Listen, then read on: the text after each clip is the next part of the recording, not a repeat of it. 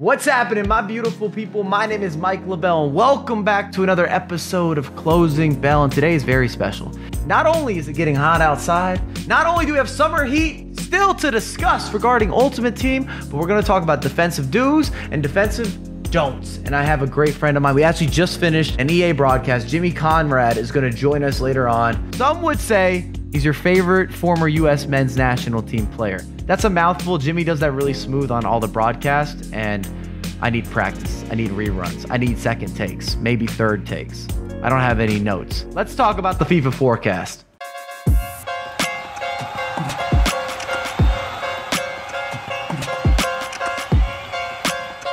The forecast, it's simple. It's gonna be hot, hot, and really hot. Summer heat, Paul Pogba, pick him up. There's no reason not to knock out this SBC. The same with his new partner in crime, Vidal, Barcelona, lots of links, almost in the 90+ club. All of that is that good material. And if you missed it, a lot of y'all watched. We had the European portion of Summer Series, 6-event setup, competitive FIFA, esports. Congratulations, Olito. Sweden is making moves and making it happen. All right, you came here for this. We're gonna deliver it. We're talking defensive tips for FIFA. What's happening, Jimmy? I hope that you're still over there. Are you on the other line? Did you hear my intros? Do you sound good, look good, smell good? I don't know if I smell good because I've been in front of the camera for 5, 6, 7 hours, but I always look good, Mike LaBelle. First point that I want to bring up, and I cannot believe the amount of players that finish with decent results that do not have a defensive plan. Make a defensive plan. How can you not have some level of structure? And what I mean by this is taking something away, organizing your back line. Oh, I'm not going to allow them to go inside, or I'm going to go high pressure and then I'm going to lay back. I'm going to be a little more passive. I'm going to have some sort of level of drop back. And I'm sure the same applies for you in real life when you were playing, Jim. You have to have shape on the defensive end. Yeah, no question. I'm a big fan of team shape, and I think the number one question you should ask yourself, whether it's real life or FIFA, is where do you want to trap the ball? Where do you want to force the play to go? That's really helpful, I think, as in terms of when you get on the sticks and you're trying to figure out what you want to do and the instructions that you want to have and the tactics in your formation. Where do you want to trap the ball, and which players do you want to do that? Now, as we see with FIFA 20, you get a lot of success by on the attack, at least, by going out wide and trying to create numerical advantages out there. So how do you slide guys over? How do you work on your back line? You getting your CDMs involved potentially to help out with your outside players. And yeah, it's a lot, but ultimately that's the number one question you should be asking yourself. Well, you're also a coach. In real life, Jimmy's now a coach. And in FIFA, I've always been surprised. Jimmy's typically well above average, even if he's not playing the game a lot, because of at least having the defensive mindset of what you're aiming to take away. And then knowing where your outlets are, kind of like what you're saying there. I want to echo how important that is, because it makes it where you can do things out of instinct and you can do them quickly, as opposed to having to look up and find that pass or looking at the radar or trying to release a run. And I kind of want to transition this into point number 2. You have to commit and master right player switching. Jim and I were talking about this before we went live and started recording. This is where Jim was saying, I still need to work on it. Sometimes I'm not getting the player I want, but you will not have the same level of anticipation if you do not have a mastery of player switching with the right analog stick. And if you're brand new to FIFA, you can switch, of course, with L1 or LB, just depending on your platform, Xbox versus PlayStation. And that's kind of going to be assisted, though, via EA, which player it chooses. And you can't have that level of assistance if you want to compete at the higher levels, or if you want to really take your game to the next level when you're looking at developing the best Ultimate Team, or if you're trying to get into the weekend league. When I get on the controller and I sit down to play, I want to work on the skill moves, man. I want to create attacks. I want to break the defense down. I want to work on shooting. I want to work on all the sexy and romantic stuff, because chicks love the goal scorers, right? Let's just say what it is. Nobody wants to spend time working on defending. They really don't. And so I get that. However, if you seriously want to compete, and if you want to do better in the weekend league or whatever you're participating in, SBCs, whatever it is, if you want to beat your friends, Jim, if you want to beat your friends, you gotta be able to. You gotta be able to defend. It will give you an advantage. I remember playing against you, Spencer, all these guys, and where I feel like the biggest difference is that you're better at defending than I am. And part of player switching, which brings me to tip number 3, you have to understand player positioning and then also player matchups. And I'll give you an example. If you have the likes of Conte in the midfield, you don't want to drag Conte out to the wings. Most of the time, that's not going to be the move for you because now he's out of position and you're leaving the middle of the pitch open. The same can be said with your center backs. Pick a center back, Ramos, Longley, whoever. If you drag them out of position to chase down a run and you don't commit a foul, you don't get the tackle, you don't get the double team, you don't put pressure on somebody, you've just made this massive gap. You're making it easy for your opposition then to split the defense. You're going to concede goals. And I feel like a lot of people, once again, don't have the planning. They're messing up some of the player switching and they drag key players or key positional players out of position and they get punished. Yeah, I would say the outlier might be Virgil van Dijk. The guy's an absolute monster in the game. But to your point, anytime you drag a player out of position, it creates space. It creates a passing lane. It creates an opportunity for your opponent to exploit. So yes, if you're very aggressive with your CDMs, then that's going to create pockets in front of your back four, which we know is killer. Because if you have an R9 Ronaldo who's got a little bit of space and time on top of the box, more often than not, he's going to hit the top corner somehow because that's just what he does because he's so talented in the game. So yes, how do you block those passing lanes? And I think what I see when I watch the top pros play is how good they are at switching from that individual defending and maybe shaping the play a certain direction, but then also being right on top of it collectively, where they have their lines very compressed and make it very hard for even R9 Ronaldo at the top of the box. Even if he receives it, his back's to goal. So now they have to pull off, 15 step overs to create like that half yard to get a shot off. But even then, they probably have somebody coming over to double or to cover, whatever it may be. And even then, R9 Ronaldo usually scores because the guy's a beast. But I can't emphasize enough, all these little things do matter. And your game on the attacking side will be a lot more enjoyable if you're locking things down on the defensive side. And at the higher level, I look at it as a game of almost a half second here, a half second there. So if you're able to read the game just slightly quicker in multiple instances within one sequence of events on the defensive end or on the offensive end, you're going to receive an advantage. Whether you're the attacking player and your tiki-taka is a little quicker, you're finding runs in behind the through balls, or if you're the defensive player and you're anticipating those through balls or you're anticipating some of the passes ahead of somebody, you then create that competitive advantage. And it's crucial, and that's what you see, like you said, at the competitive level, they do such a good job of micromanaging and then understanding where players need to go. And then once you do make a penetrating pass, and this brings me to tip number 4, you've got to be good at the jockey. You have to understand it. You have to have that in your locker. And what the jockey allows you to do is make it where you're not necessarily diving in for challenges. It's not always brash. You're able to have a little more control. You can sidestep with it. And there's a technique of building into the jockey where you're sprinting, then you jockey off. It's almost a bait and switch. There's multiple different ways that you can incorporate this into your gameplay. And kind of what Jimmy said early on, everyone wants to learn how to do skill moves.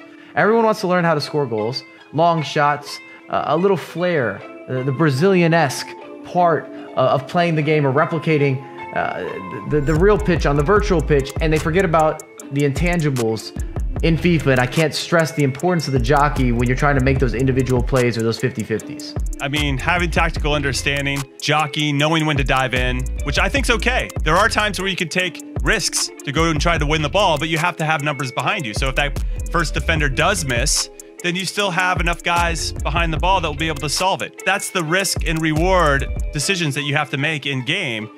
If I make this tackle, will it lead to a transition that I can take advantage of and potentially a shot on goal or a goal itself? Or if I miss it, do I really expose and let my defense dangle a little bit, where I've now opened up passing lanes, and if I'm playing against a very good player, they're going to punish me for this half mistake. And I think that's what you see, no matter what level you're scaling, whether it's on FIFA or in real life.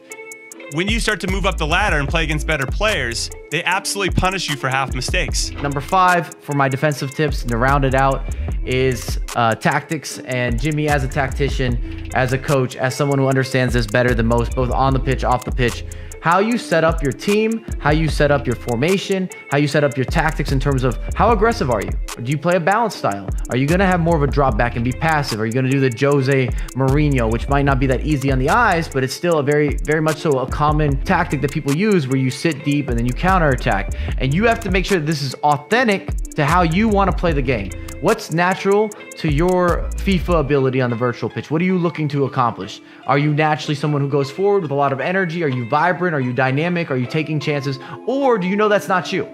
It really depends on how you want to play, as you mentioned, how you want to dictate the terms.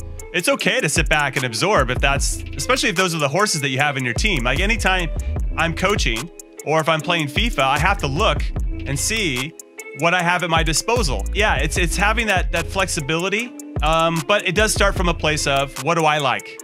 Where do I want to trap a ball? Do I want to try to pin them in on their half of the field?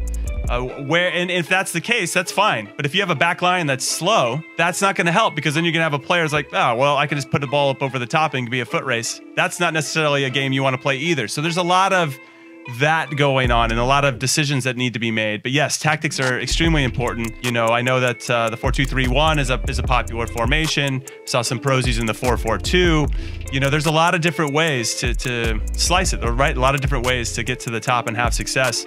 But you really have to know your players, what kind of formation you like to play, what they're capable of, and then you want to try to get them. You want to maximize what they bring to the table and all their characteristics in their item cards. And just to build off what Jimmy was saying, and it's about identifying the type of talent and players that you have in your starting 11. You can't play aggressive, even if you're amazing at it, if the personnel doesn't match up. If your players are slow, like Jim was saying, there's so much space in behind, forget about it.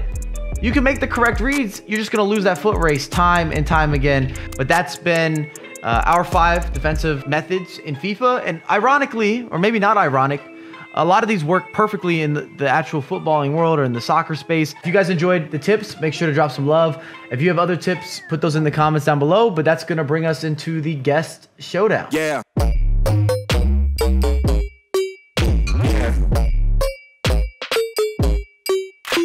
Today, Manager's Dream Team Challenge. So why are you yelling at me? You're yelling at me. Why are you yelling at me? I'm sorry. I got kind of hyped. I've won the last couple of these. I think this is going to be a loss for me, but the Manager's Dream Team Challenge, we're going to get their Dream Team, their starting 11, and then we have to guess which manager chose this starting 11. And because I think you could be dishonest, I'm making you write it down on a piece of paper, and you think the same about myself. So I'm also writing it down on a piece of paper, so there's no assistance. All right, go ahead. Maybe dishonest wasn't the right word, but yeah, we're competitive. Wow. We're competitive. A competitive advantage. I'm not looking at anything. You can see my hands. I'm just writing it down on a piece of paper. Team 1. Team 1's on screen. All right. So I think the only thing that's going to help me is that like the era that these guys played in and maybe age, but I just don't feel John Terry like this. I got this in like 3 seconds. You got this in 3 seconds. Yeah, it's easy. Okay. So wait, do I need to throw mine up to everybody? Yeah, throw yours on screen so we know like what you chose. All right. Actually, this one I know as well, for sure. So I've met this guy. I don't know if you've met him, but it's a big flex. One of the coolest things. I have. I played against Manchester United. Even bigger flex. Suck it, Mike. God, I hate you. I hate you so much. I hate you so much. I hate you so much. Why did I do that? I set myself up. I had a glass of wine. I had a glass of wine with Sir Alex. So, well, that's pretty cool. I didn't do that, but I got to play against him and his team. Ooh, all right. We're going Italian. And we got some age here too now. So maybe some age. All right. This is going way better. I think this is where I'm going to get screwed. Ooh. Why is this one not? This one's eluding me. This is a tough one. So the way they manage this guy, these guys. No, these are the manager's choice of the starting 11 they want. I don't think they manage these players. Obviously not. They usually consist of players that they have coached in the past, usually. So usually is the key word there. I don't know if my guess is right anymore. Damn, I wasn't even really applying that. I was thinking like, I'm changing my answer. I got this. I got it. I got it. This is gonna be, I got it. I'm actually kind of bummed. I got it. I feel great. Yes, yes, yes, yes.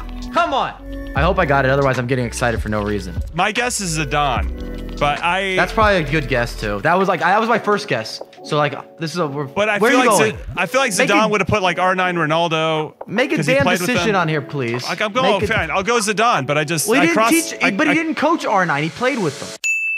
Yes. Damn it! It is Zidane. Crap. Yes. Crap. Your logic got you there. Talked your way through. Oh, damn it. This person's old. Shoot. Now we got some age. Okay. Coach? So, Yashin, Alberto, Beckenbauer. Who coached all these guys? I'm going Johan Cruyff. All right. I've got a blank on this, so. Xavi and Iniesta. In with I know those where guys. I'm going here. That's what it throws me off, some of these guys, man. Like.